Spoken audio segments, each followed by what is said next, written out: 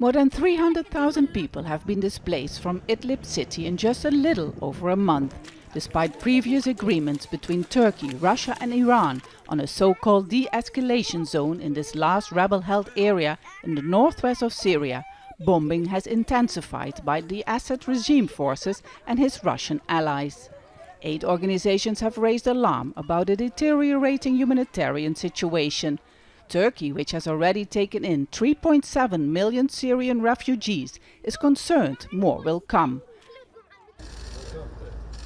Turkish President Recep Tayyip Erdogan and Russian President Vladimir Putin discussed the situation in Idlib when they met in Istanbul on Wednesday for the launch of a gas project connecting both nations by high-tech pipelines.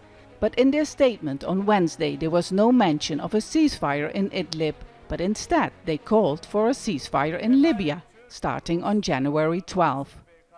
Meanwhile, in Libya, General Khalifa Haftar, who is backed by Russian mercenaries, has rejected the ceasefire proposal there, and it's unclear if the ceasefire in Idlib will hold. Since September 2018, more than 1,300 civilians have been killed in attacks by the Syrian regime and Russian forces. A ceasefire declared on August 31st last year also failed to hold. Each of the ceasefires, just as with every single agreement that the Russians and the regime has made, the ceasefires are then broken and the regime continues its brutal military onslaught. And we hope that this time will be different, and it is really Turkey's responsibility here.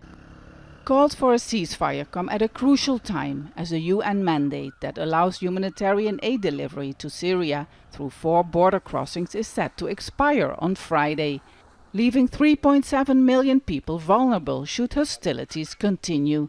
Vaessen, Al Jazeera, Moscow.